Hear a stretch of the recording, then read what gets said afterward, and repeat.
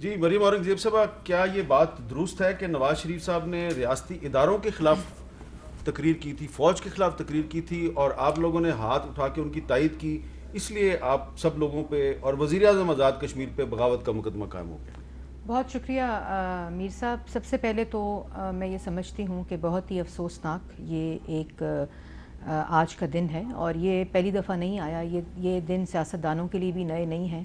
لیکن جو امپورٹنٹ بات جس کا شاندانہ ابھی ذکر کر رہی تھی، مجھے لگتا ہے کہ تھوڑا سا کیونکہ یہ نواز شریف صاحب کی تصویر اور تقریر نہیں سنتے، ایک قیاس آرائی ہے. اور اگر آپ تینوں جو ان کی سٹیٹمنٹس ہیں اور تینوں جو سپیچ ہے، وہ 3 دفعہ اس ملک کے منتخب وزیر اعظم رہے ہیں، 5 چیف آف آرمی سٹافس کو انہوں نے تعینات کیا ہے. وہ وزیر اعظم جس نے ملک کو ایٹمی قوت بنایا ہے، وہ وزیر اعظم جس نے ملک کی سلامتی پہ کبھی کوئی کمپرومائز دباؤ ہونے کے باوجود نہیں کیا، وہ وزیر اعظم جس کے ہوتے ہوئے کشمیر کا سودا اور سقوط کشمیر نہیں ہوا، وہ وزیر اعظم جس نے ملک کے اندر ہمیشہ، چاہے وہ دہشت گردی ہو اور چاہے وہ انسٹیٹیوشنز کی آپس میں کوہیژن ہو اور انسٹیٹیوشنز کی آپس میں کوارڈینیشن ہو ملک کی سلامتی کے لیے، اس پہ کبھی کوئی کمپرومائز نہیں کیا. تو وہ میرا خیال ہے تھوڑا سا مسئلہ یہ ہے کہ تقریر سنی نہیں ہوگی کہ اس کے سیاق و سباق اور اس کی جو اور بڑی ڈائریکٹ بات تھی.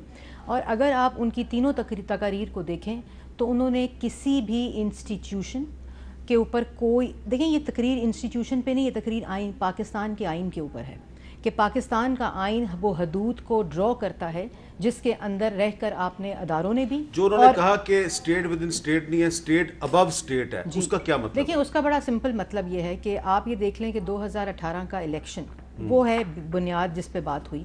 2018 کا الیکشن RTS نہیں بیٹھا. یہ نہیں پتہ چلا کہ یہ آج تک حقیقت ہے کہ مسترد ووٹ جو ہیں وہ ڈالے گئے ووٹوں سے زیادہ ہیں. یہ پاکستان کی تاریخ میں پہلی دفعہ ہوا. یہ نہیں پتہ کہ جو دھرنا تھا وہ کس نے کرایا. وہ تو ایک کھلی، یہ تو سب چیزیں وہ ہیں جو پبلک انفارمیشن ہے.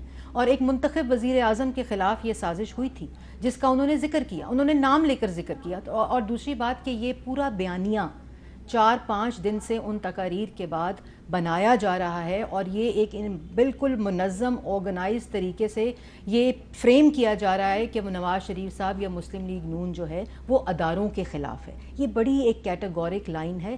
وہ مائنڈ سیٹ جو اداروں میں موجود ہے، چاہے وہ سیاستدانوں میں ہو، چاہے وہ جوڈیشری میں ہو، چاہے وہ کسی بھی آرمڈ فورسز میں ہو، کسی بھی ادارے میں ہو، وہ آئین اجازت نہیں دیتا. یہ بڑا واضح طور کے اوپر ہے. تو میری گزارش یہ ہوگی تمام ان لوگوں سے جو ان تقاریر کے اوپر اپنا انالیسز دیں، وہ انالیسز دینے سے پہلے 3 دفعہ منتخب وزیر اعظم RTS بٹھا کے لائے ہوئے نہیں، 3 دفعہ منتخب وزیر اعظم کی تقریر سنیں. وہ ان کی بھی بہتری میں ہوگی. اور وہ میں کیوں کہہ رہی ہوں کہ ان کی بھی بہتری میں ہوگی، کیونکہ اگر یہ مائنڈ سیٹ ان اداروں میں رہا تو وہ ان کے لیے بھی خطرناک